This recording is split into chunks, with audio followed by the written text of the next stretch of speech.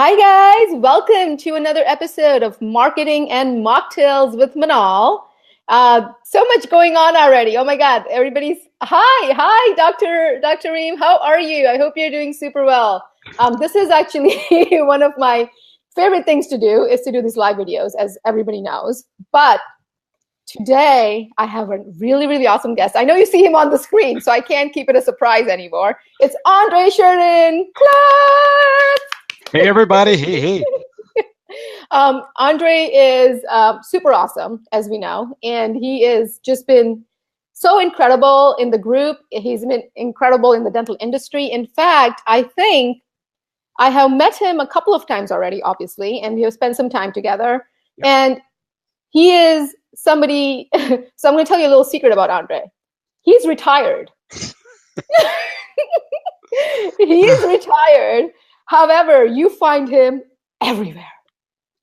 So that means that he works every day, but he's retired. So Andre, I'm going to let you explain that to all of us here. Well, it's a weird, funny story, but the great part of it is, back in 2002, I honestly I stumbled upon the ability to sell a company, and that gave me the ability to do from that point anything I wanted to do, and I took about a week off and I actually did some work with my neighbor who has a t-shirt shop. And I said, you know what, I'm not going to do anything, so I can go to the beach and sell t-shirts. And about a day later, I said, that's the stupidest thing I could have ever done in my life.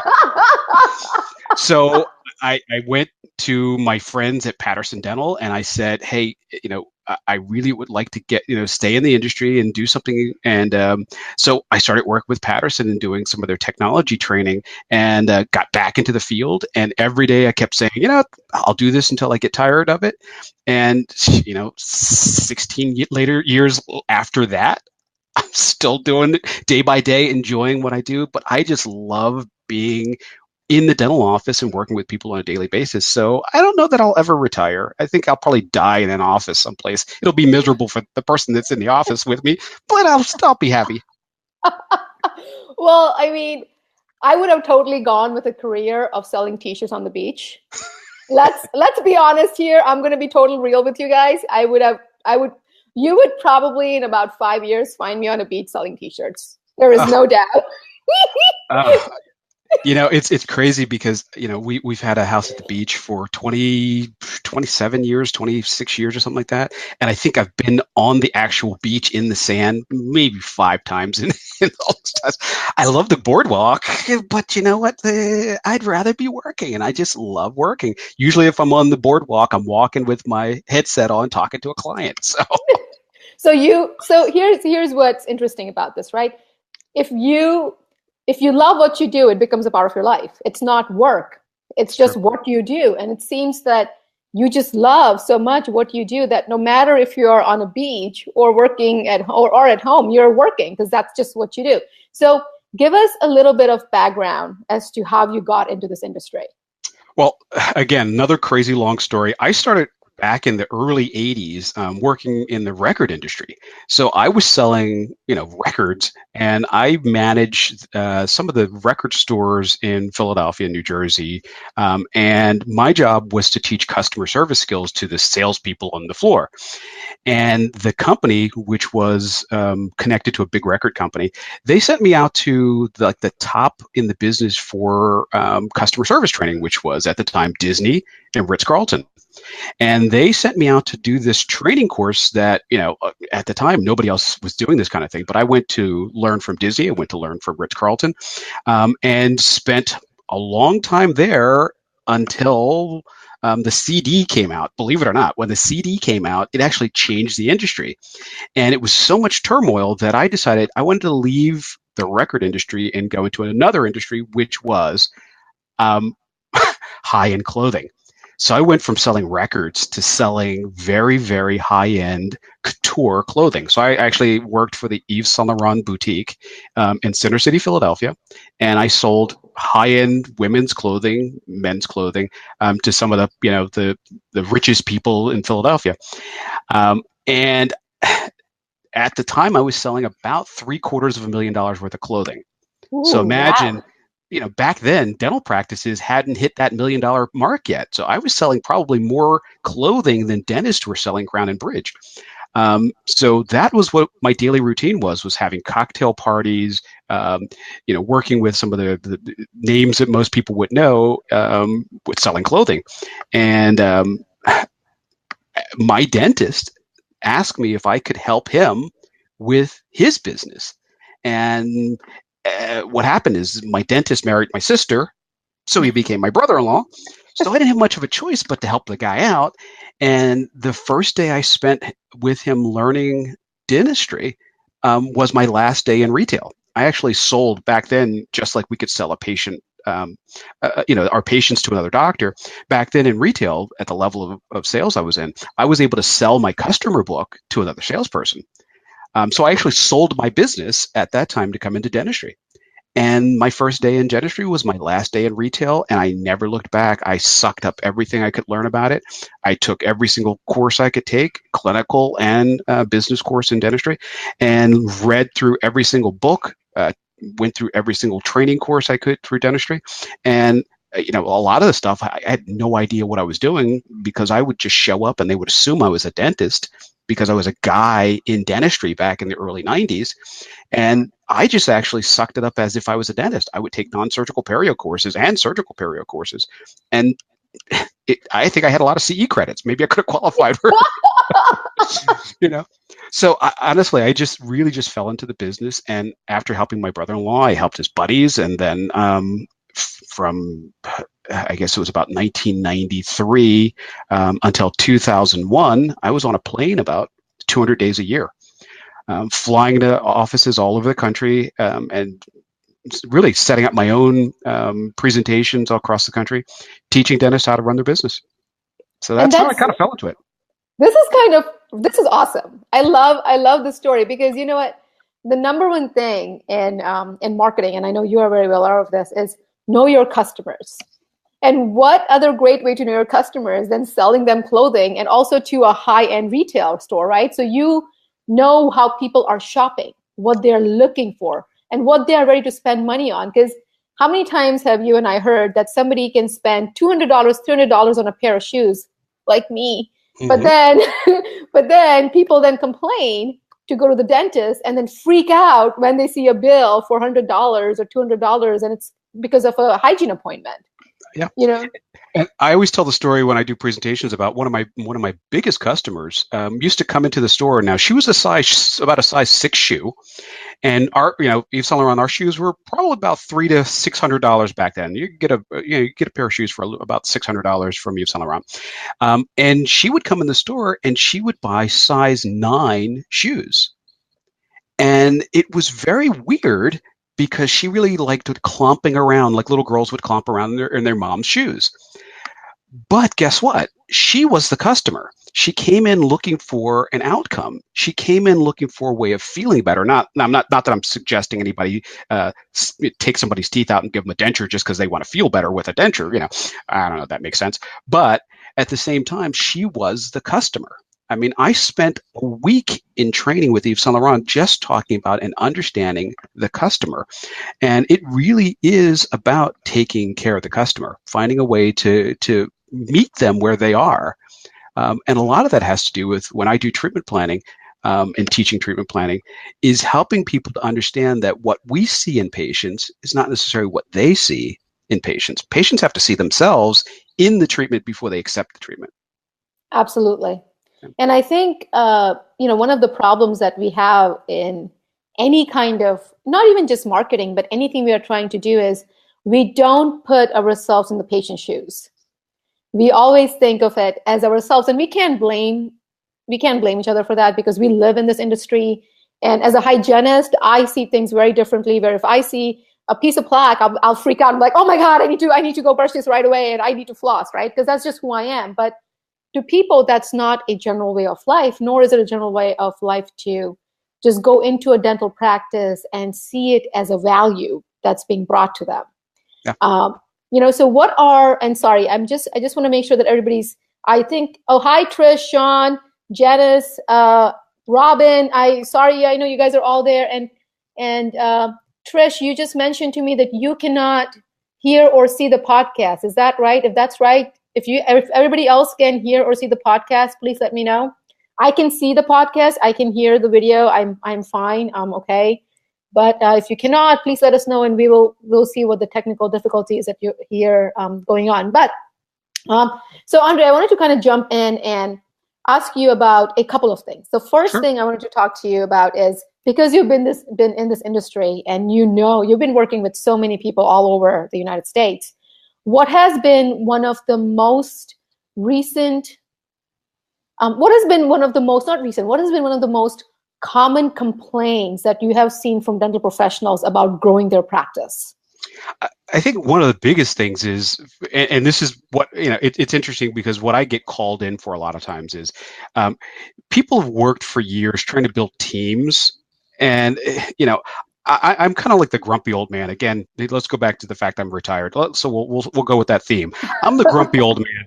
And years and years and years of people being taught that, we should build these teams and we should all be on the same page and we should all play together nicely. And what they don't realize is that, we really need to be building a different way of looking at it. We need to be building an army of people who believe in the same outcome. We need, and it's a sad analogy, but it's true. McDonald's is one of the best ways to look at how business should be run, no matter what you think of the company. They build crews, which means somebody is very, very good at making fries. And if that person's not good at making fries, they take them off of that and put them onto something else. Mm-hmm. And we have this problem in the dental field where we might have somebody who's terrible at their job, but we'll put up with it. We'll have, I'll use a hygienist as an example. And I go in offices and they'll say, well, we have 3 really good hygienists, but we have one that just probably won't do anything you say.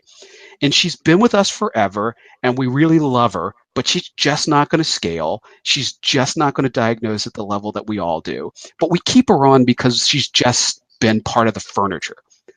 And that's where I wonder, why do we do these things? Maybe she could be successful someplace else. If she has these great relationships with patients, maybe she should be our treatment coordinator and we can use her in a different capacity. Maybe she's not the right person to be doing scaling, root planning, diagnosing periodontal disease.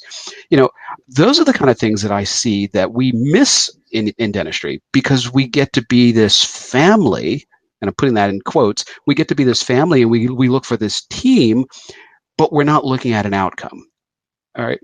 Those offices that are running like clockwork and they're doing, and they're reassessing their employees on a regular basis, those are the offices I love working with, because they see past that friendship, that team, and they look towards that model of crew where we're all working together.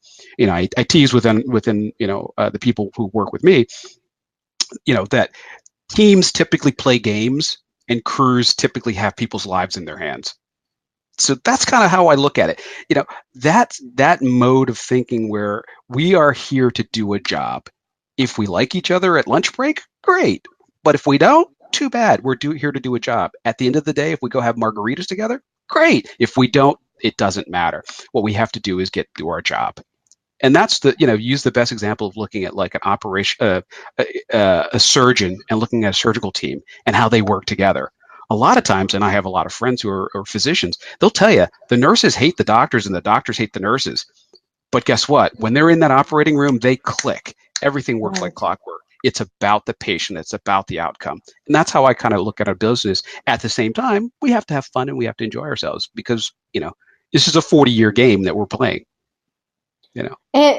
And that brings me to my next point, which is what it says on your shirt, crew. Hey.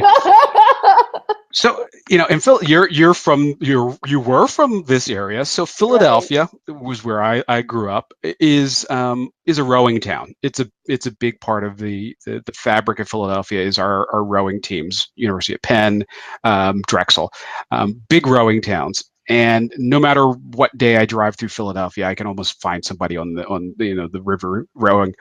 And when I started thinking about teams, and I started thinking about all the different teamwork events that I went to, and the classic, you fall back in my arms and I catch you. Well, that's wonderful, and that's a great sentiment, and that's really good if you're talking about your brother or sister, making sure you're not going to get, be locked in jail for the night. Somebody's going to bail you out. That's great. But when it comes to a hygienist being able to be on time, or to be your assistant not having the doctor get up every 5 minutes to get an instrument, well, that's different. That's really like how a crew works, where everybody in the boat is rowing. Everybody's oars are hitting the water at the same time, and they're pulling at the same time. And if somebody's not able to do their job, guess what? They have the good sense to step off the boat and be replaced by somebody who can do that job. And that's how I look at it. And crew is also an acronym, and I'll tell you what that means in a minute. But I looked at this whole idea of team, together everyone achieves more. And the test that I put to every dental office staff is this: if we all play the lottery today, and Friday the number comes out, and we all hit, and now we made $50 million each, who's coming to work Monday morning? Do Right, we that's a good truly question. have a team? Usually it's going to be the doctor who has to come in on Monday morning, and usually they may have not even have played the lottery with the rest of the office.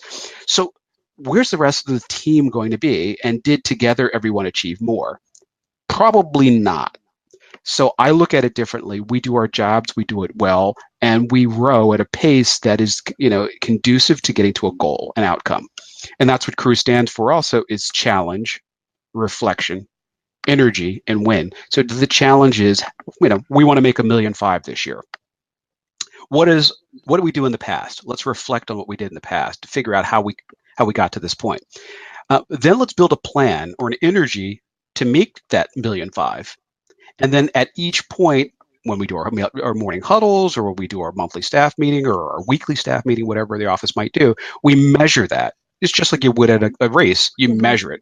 Everybody who crosses a finish line tends to look at their Fitbit and see how well they did. So they measure the outcome in order to be able to think about the next race, that next challenge. So good, I did this race in an hour and 20 minutes.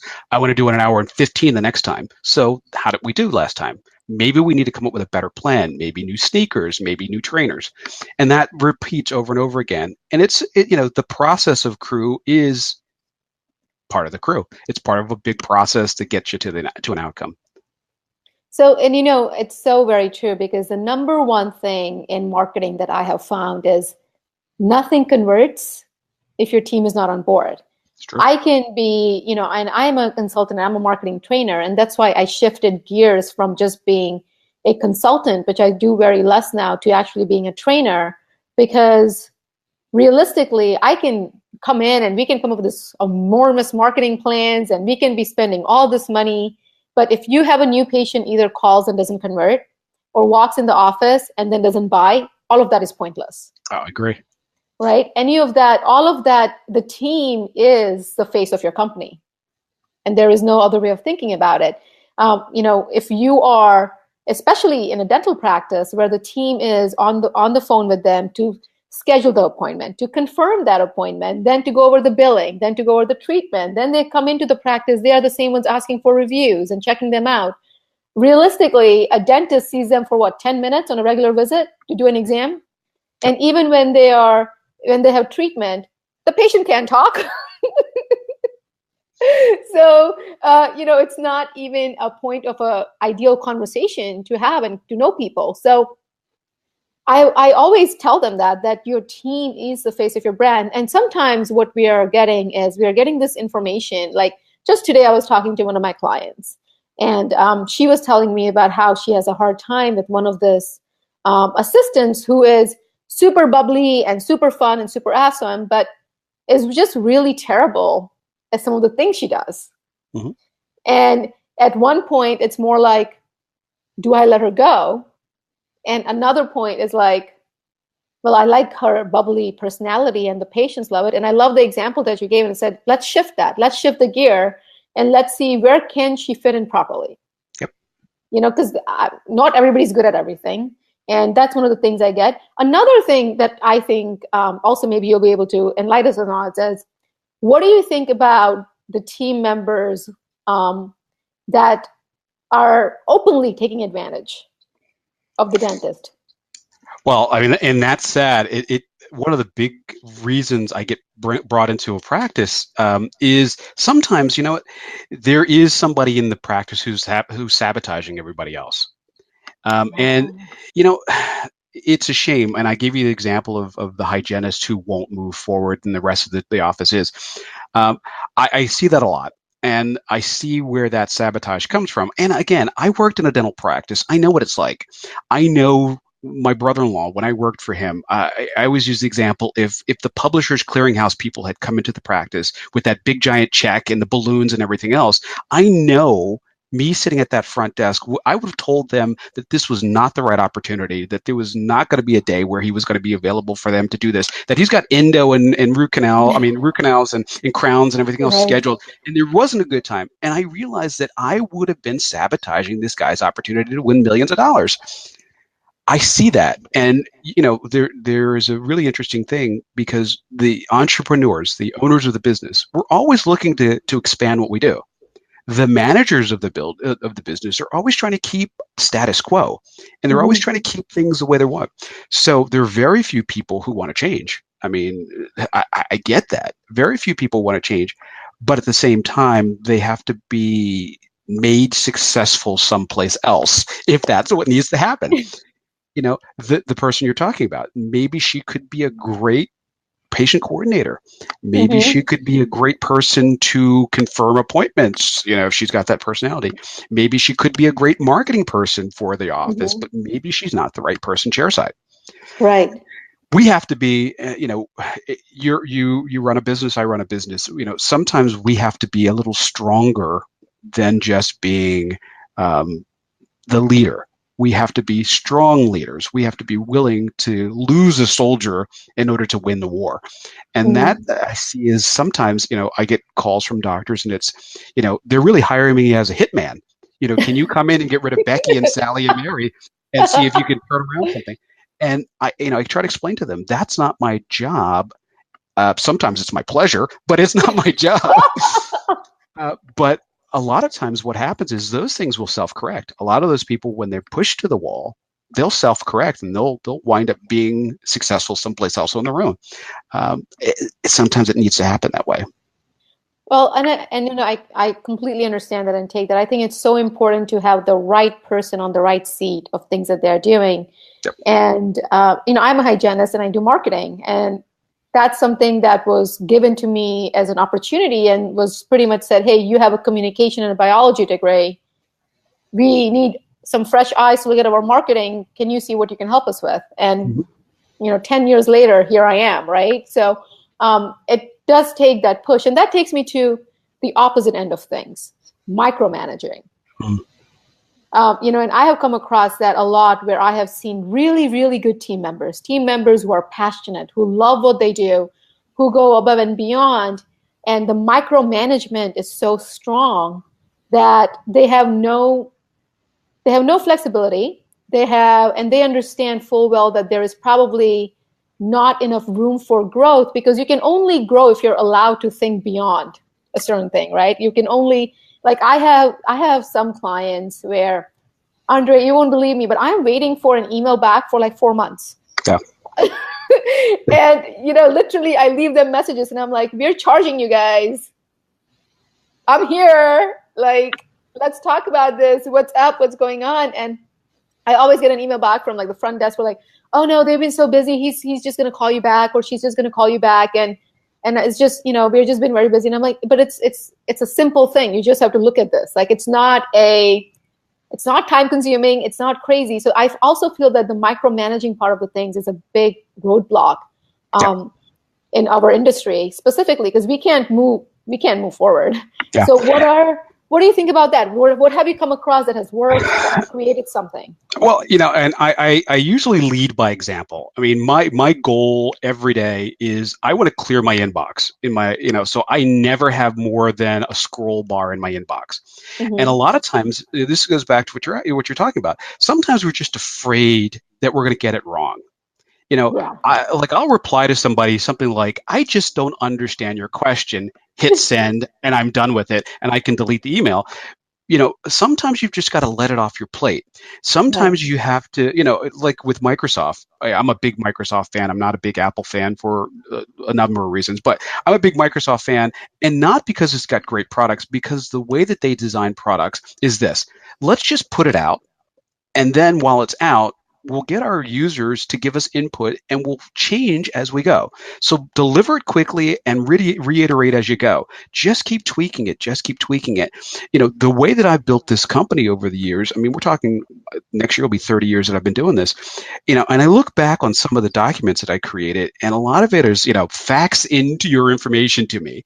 And I go, well, we've got to retool that because nobody's using a fax machine anymore. But sometimes a lot of offices that I work with are afraid to create that original document because they're going, well, maybe if the spacing was different on that side, or maybe if I do this, or maybe if we buy this product. I was one of the people with Patterson who was certified to be a CEREC trainer.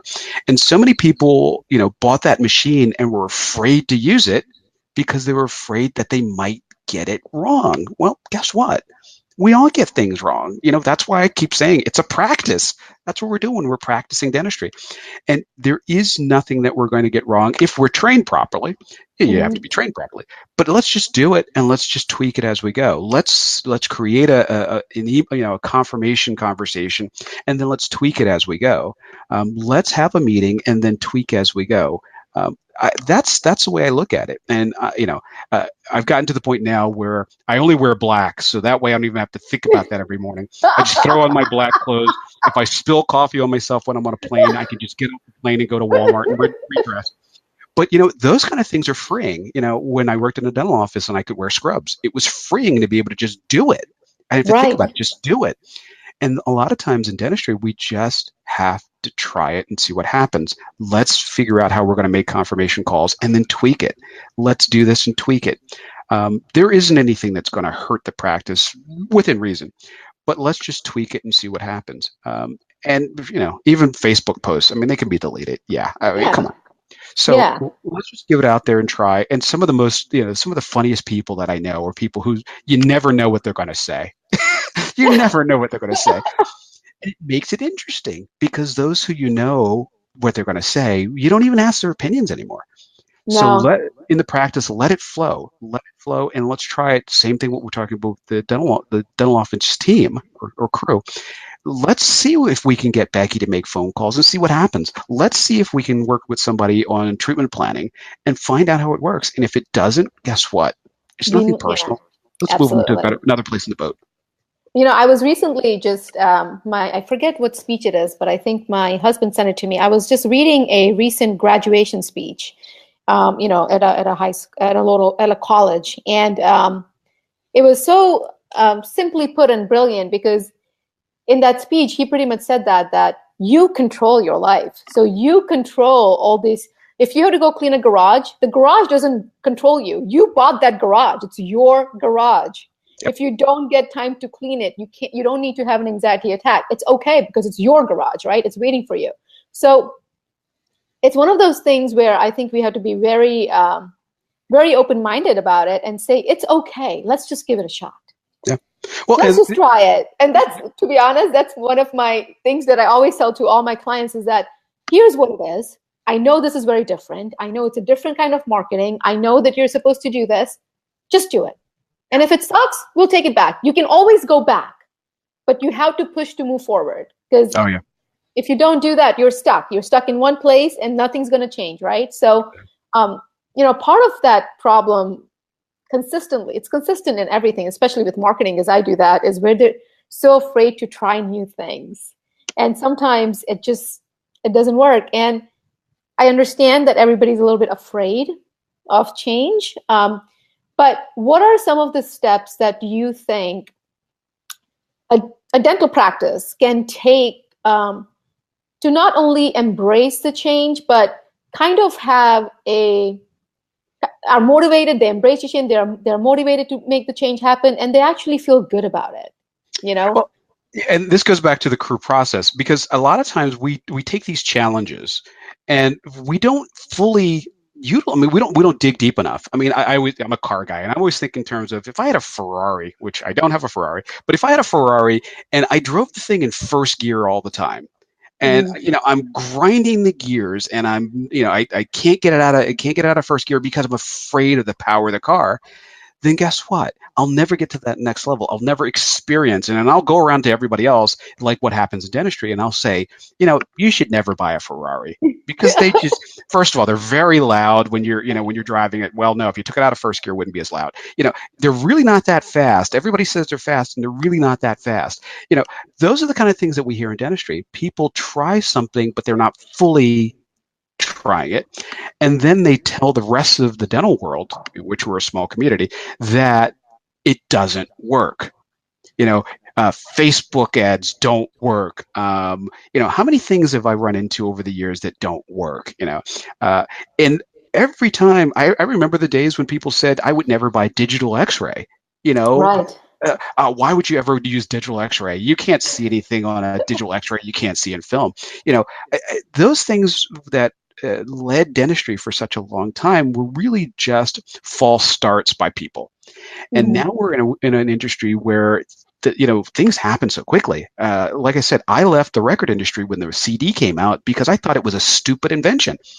And how I realize it now that I was so wrong and I was not ready for the change. But boy, in dentistry, something new every day, and we have to embrace it. But we have to look outside of dentistry, and that's like you're listening to a graduation speech. I can't tell you how many times I listen to a podcast that has nothing to do with dentistry, and I'm saying, "Wow, how can I incorporate that in my daily life inside dentistry?" That's what I've done for years: is work in the field, but try to take ideas from outside the field to introduce into this world.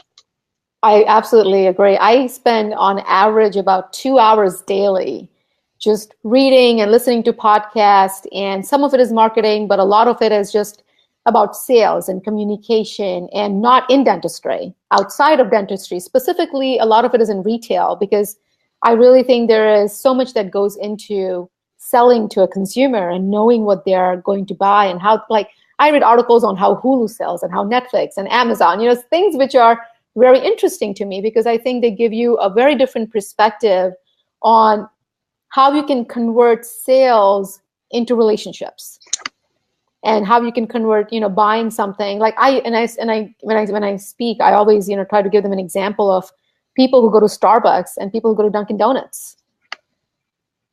They all don't really convert over to each other. And some people are okay paying the $5 to go to Starbucks, and some people just want their $2 coffee at Dunkin' Donuts, and that's okay too. And I ask them, why? Why do you shop at Nordstrom when you get the same dress at a Marshall's or Ross for 1/3 of the price? What is the difference there? The same. So there is so much that goes into the consumer part of things. And we see people as patients, but they just see us as where they spend their money and get their dental work done. They don't see us beyond that. So it's hard for us to understand what they're looking for and what they are being wowed by. And I think a lot of it is also very much into, and I'm going to ask you this question because I get this a lot. I'm a millennial. I'm a proud millennial, and that's a-okay with me. I'm a proud millennial. But why do you think people don't like the millennials so much? Well, I have two of them. So my two boys are millennials, and here's the thing. They're. I think for one, we've put millennials into a box that really it doesn't. It's not accurate. And I think one of the things is we just don't understand them. It's nothing like we expected. And it's funny, I went to see Jason Dorsey, who is a speaker on millennials, on generations. And the funny thing is he starts every presentation with talking about the bad traits that we hear about millennials. And then he says, you know what? You made them who they are. Yes! Talking about the people my age. And we bought them trophies for being second. And, but here's the thing. One of the things in dentistry is we have to learn how to respond to how a millennial thinks. Dental disease is a whole different story in a millennial than it's going to be in a boomer or anybody else. Right. It's a different world that we have to embrace because treatment planning is different. Um, materials are going to be different. How a millennial approaches things. I had a conversation with an office a couple days ago about the idea that millennials really aren't thinking in terms of finance charges. Do you? I mean, you might because you're a business owner, but a lot of millennials are like, I don't have my kids never look at a bank statement like I would look at a bank statement. They see it on a daily basis. They know how much they have in the bank. It's a fluid thing. My generation looks at a bank statement and we correspond the checkbook to the bank statement. Yes. We're going through line item by line item. Oh my God, I Yeah. spent $5 at Starbucks. There's a different way that we approach things, which means when it comes to buying a treatment plan, the office tends to pull back when they're thinking in terms of, oh, well, how will we finance this through a third-party lender and what the rates are going to be? Well, millennials aren't thinking that. All they're thinking is, okay, my car payment is this, and my cell phone bill's this, and my Invisalign is going to cost me this. They're looking at it as a daily budget. It's a fluid thing. It's not this long-term investment where I would be thinking like that. So we have to be able to embrace it. And this goes back to reading outside of dentistry. We have to be able to embrace it and we have to be able to understand it so that we can flow with the way things are going. Otherwise, we're going to be stuck. We're really going to be stuck. Well, according to the Pew Research, millennials are the largest generation in the US labor force. Yep. So I agree with you in that point where we have no choice. They are the largest generation in the US labor force. Yeah. And they are going to continue, whether people love them or hate them, they're going to continue with becoming a major buying power. I'm a millennial. My husband's a millennial. We are both professionals. We both like to spend money in certain things, but more than money, we value experience.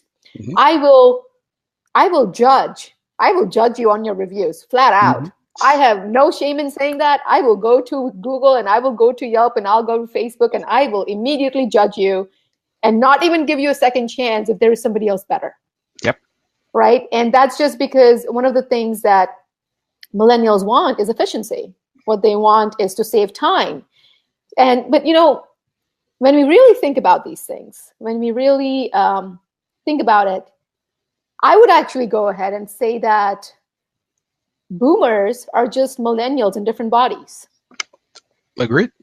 Right? Because at the end of the day, we have, yes, technology is different. We have now chatbots and, we don't read the newspapers and we look at reviews. But what do the reviews say? They talk about the experience, right? Doesn't experience also matter to boomers? Oh, yeah. As well? And here's my question. If you are efficiency about, people are always with efficiency, or millennials are always on their phones and they're always doing things. Like right now, I'm live chatting you, right? I am doing this live chat with you. I have my email open. I also have the Facebook other page open. I'm also liking all the comments that they're coming in. And I'm also showcasing those comments while I'm talking to you. So my question is, if you could be efficient and multitask, wouldn't you want that no matter what generation you're in? Yeah, and I think almost everybody tries to achieve that, and I think what's happening in my world, mm-hmm. as a 50-something-year-old guy, what I'm seeing is that a lot of things have to do with trust, and I think what happens with millennials is you tend to trust things quicker than boomers do. Right. And I think that's one of the things that's really interesting, and when we drill down to, because what my job is to take what you do, what the great marketers in the world do, is you drive traffic into my practice, and then I've got to get this office so that they're ready to accept that patient. And what happens is the millennials will tend to come into the practice as pretty much warm buyers because they've done their research, they've done those things, where the millennials are coming in more skeptical, and they still need that aha moment where so-and-so told me about the practice, but I want to see that it's true. Right. We don't trust easy. Exactly. So that's where the big disconnect happens, and that's where we have to work on it. And and then we still have a lot of traditionals. We still have that older generation, my parents' generation, who are still looking at the practice differently. And we've got to service all of it at the same time. The biggest thing is, like you said about workforce, when we're offices that I go in now, the conversations that I have with younger people, and I'm saying, something like, Norm from Cheers, and these 20 somethings are looking at me like, who is this guy talking about? And I used the example of, treatment planning with a doctor who was in my age group, who we were talking, and we were trying to have a conversation with a patient, across to a 20-something assistant. Mm-hmm. And the doctor said to the patient, Charles, you finally reached that stage where you got the gold watch and you're ready to move forward with care. And the reference was completely missed by this 20-something-year-old, because she went, well, you could just go to Macy's and buy a gold watch. You could buy a Michael Kors watch at Macy's. And she had no idea what that concept of being in a job long enough to get a watch at 40, 40 Right. years and getting the gold watch. She had no idea what they were talking about. So the conversation was missed, so that when it rolled over to being the treatment coordinator, she had no idea what the doctor was trying to get across. And she started a whole conversation with this patient about, well, you could probably afford this if we get you financing. And she didn't realize that this guy had retired and now has this lump sum money and everything else. Completely missed because the references were not connected. But Right. that's something we have to deal with. It's a huge part of where we are in this world. Right. And I mean, in a way, if you look at it, if you look at the marketing 50 years ago and the marketing we look at now, newspapers or chat boxes, whatever we look at the end of the day, the goal is to engage with the audience. There has to be some sort of engagement or you lose them. And you're absolutely right, where you can use generational examples, and generational examples have always been true. I'm sure what my great grandfather thought of my grandfather and how he communicated was different, Yeah. And how my dad communicates with me and whatever. But I completely understand that knowing your audience is such a big part of the deal, and you have to embrace that reality and say, what is my client thinking? How can I connect to them? If I walked in to any of the stores or any of a dental practice and you start making references to Kim Kardashian, I will probably get up and start laughing or cracking up, and I'll just be like, dude, I don't like Kim Kardashian. But like, you got my attention either way, If you're there exactly talking about Norm from Cheers, the only reason I know that is because my dad loves Cheers. and I love Raymond and Cheers and all those shows, and they're all Netflix, and I just know that reference because I know the show, but I would have zero idea otherwise. Yep. Yeah. I don't know. So that's one of the things that I think I'll come across. Another quick question I do wanted to ask you, Sure. before we go into the fun part of the show where I ask you fun questions, is if you're looking at making your job into a career, right? If you're looking into something that you want to do long term, which obviously as a retired person who loves to work, you have found that. What motivates you? What is it that gives that fire and say, I'm going to continue to do this? Well, when I work with practices, the first thing that I do when I walk in an office, I typically walk around and look for personal photos on the walls. Typically you walk into an office and, there's either pictures of golf courses, or there are pictures of somebody riding a horse, or there are pictures of farming or fishing or something like that. And you find out what makes that person tick. What drives them beyond dentistry. I mean, some people love dentistry, and that's okay too. But find out what makes that person click, and then we start from there to build philosophy that drives the rest of the practice. Because I love to give back to my community, to different things on a regular basis. So I like doing work that has purpose. I like, I volunteer at a lot of offices that I feel if I could help them get over a hump financially, then they'll do better. So I do a lot of volunteering with offices just because I love to see people get successful. So I have to find out what makes an office click, or an owner click. And then I help them to very clearly define that philosophy, to get to the point where they can then take that philosophy statement and then trickle it down to everybody else in the office, because sometimes there's a disconnect. Sometimes we don't know why we're working. And without that, and I hate to use the Simon Sinek start with why, but if you don't know your why, you don't know why you're here. And that's why we lose a lot of people in the office, because sometimes we disconnect from their purpose and we're not serving them. We have to figure out how to connect those two things. Why are people buying, organically sourced Sumatran coffee from Starbucks? You know, you know, they do that because they think it's serving a purpose. And yeah, Yes. I get that. I work in this business because it serves a purpose. I work with federally qualified healthcare centers because they serve a purpose. I love working with practices that do well. I have offices that, call me because they're trying to figure out how to scam an insurance company. And guess what? That's why I have an in button on my cell phone. And that's okay. But there are lots of people who could help them, not me. But I like working with people who have a purpose, and I like working with people with that. And I like helping those people within the practice find their purpose within their practice. And just like what you found, in your path through Right. hygiene into marketing, if you find that spark, you just see their eyes light up. And sometimes it takes a little stroking. Sometimes it takes a little, what do you like to do? What do you like to do? And every time I find that and I see that person just explode from where they were, that makes my life so much better. I'm getting choked up. That makes my life so much better because that's what I love doing. That's what I make myself. That's what I love doing. Yeah. I absolutely, I love that. I just love our entire show today. I absolutely love it. And Sarah is so awesome. Sarah just commented that I can listen to you both all day. You are both full of information. It's awesome. Sarah, you are invited to join us anytime. Come hang out with us. We will talk everything from, I don't know, motivation to charity to meditation. Who knows? We'll cover it. We'll cover all of it. So absolutely join us. And just to go back to your motivation factor. So yes, I'm young. I'm a millennial. And I live a nomad lifestyle. I was just telling Andre about my nomad lifestyle where I love to travel. And I'm at least gone minimum 1 week of the month. I'm gone somewhere. I live everywhere. I have a virtual mailing address, my husband and I.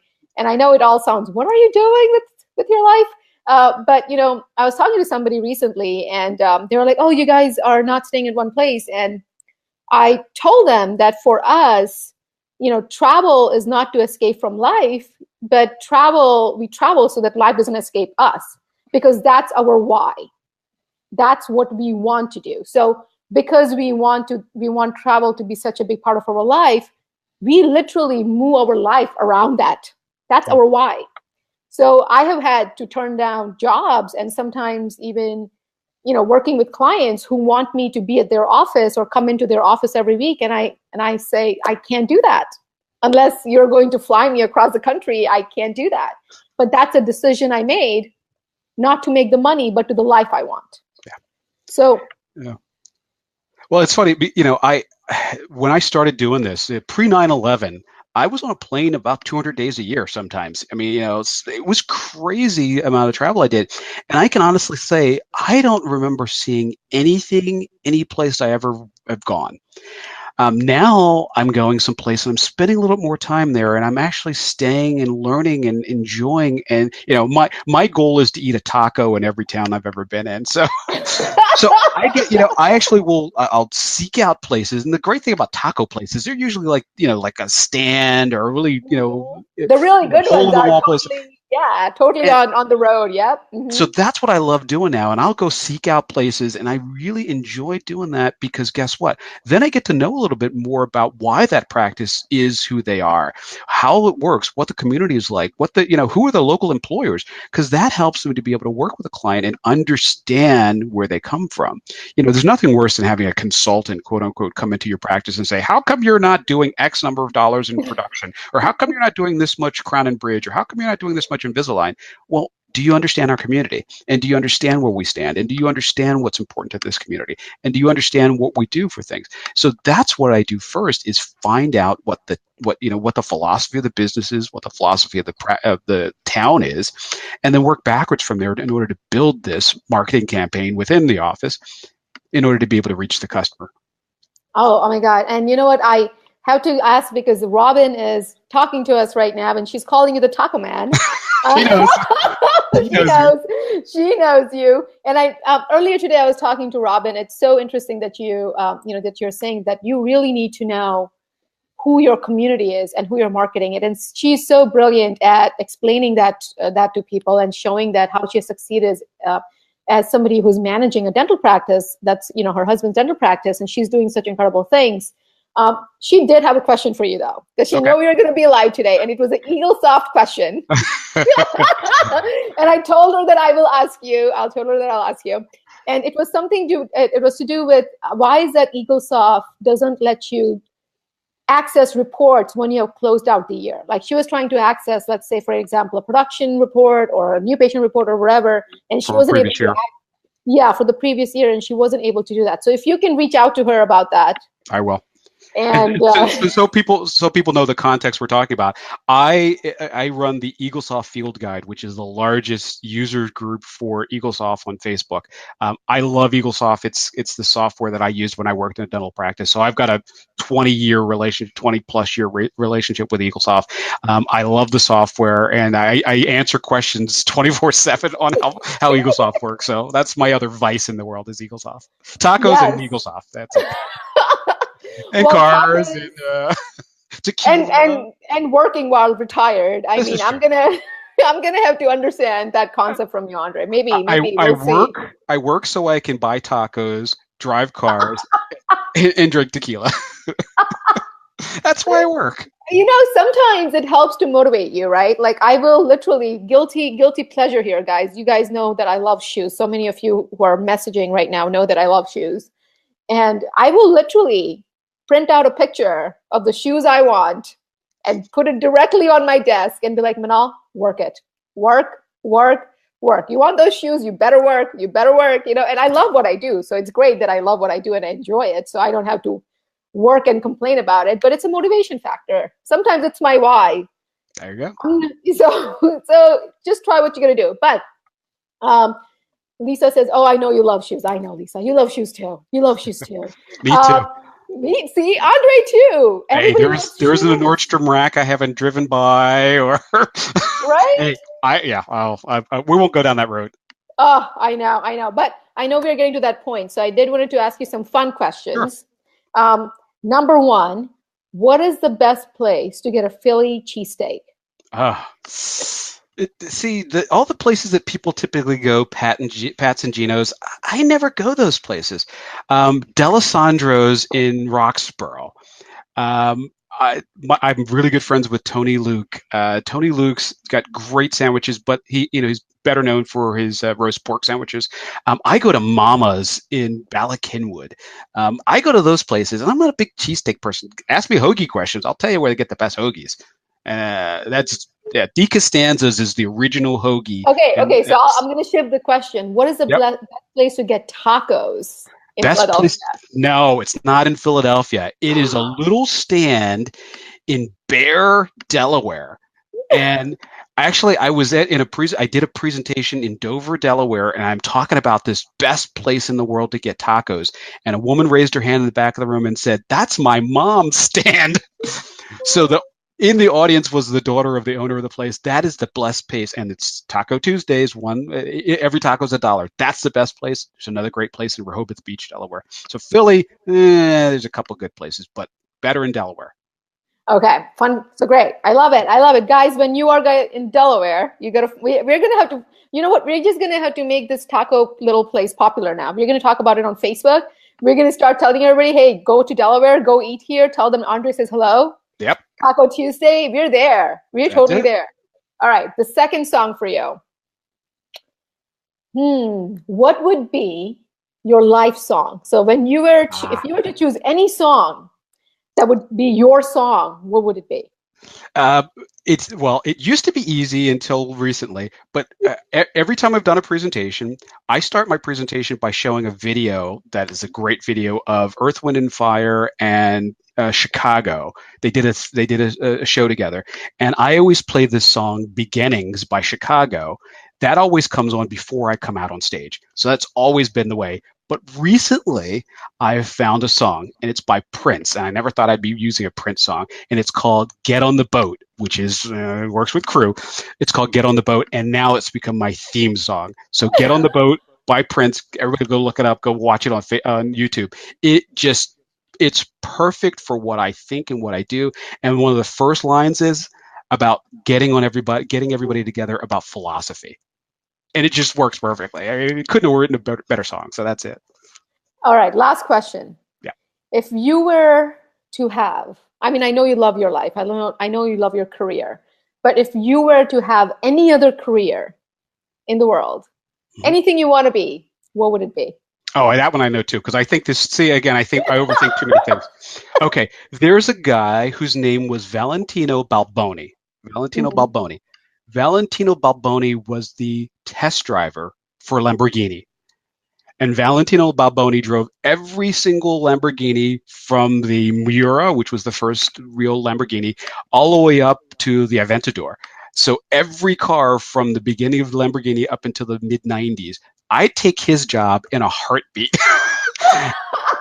And I get to live in Italy too. You know, I probably come back because I like my house, but I come back and forth. But that would be my perfect thing, is to be the test driver for a Lamborghini. That is just awesome. That is so unexpected. And I thought this out way too much. And everybody listening, Andra had no idea what I was going to ask. I don't mention those questions beforehand because I want to get the initial reaction. And this is a live video, so there's nothing that's being edited. So no, I've got slides for this. I've got slides in my presentation. I talk about this all the time. This is my life's dream, is to find somebody to get me this job. Okay, so we're going to have to now be on another quest. So we have one job already. Everybody listening, I know all of you are commenting and listening to us and watching us. We need to make the taco stand in Delaware popular. And the second thing is we need to get an awesome, big, huge poster of a Lamborghini and mail it out to Andre. So he has that and be like, make that money, work, make that money, do that job. Wouldn't it be a job? I do it for free. Now, Andre, if somebody wants to get in touch with you, how can they do that? Best way is to go right to our website, which is thecrewprocess.com. There's a million ways to get me from there. My phone number, the tagline for our company is personal service, outstanding results. So if you call that number, you will get me. I answer my own phone because I think for my clients, I'm the front man and I need to talk to you. So you'll get me. There's a chat box right on the screen. You can chat me. It chats right to my phone. Text me, Facebook me, whatever. There's a million ways to get in touch with me, but start with the website, thegrouprocess.com, and you'll get to me anyway. And hey, so here's a man who's true to his word. If you call him, you're going to get him. So nothing else in between. I mean, he is the crew process guy. So we had to make sure we do that. Well, Andre, thank you so much for being here. Being an awesome guest, talking philosophy and motivation and marketing and everything else. Everybody's telling me it's a fun interview, and thank you so much. And great interview. Everybody loved having you here. So thank you again. Thank you. I did not ask you what you were drinking because I was just so mesmerized just talking to you. But so we're drinking cocktails here, not cocktails. This looks red. Shh. But okay. Thank you so much for being here, guys. Make sure that you send us your questions. Reach out to Andre, please, with any questions you have. And we're here for you. So thank you so much. Thank you.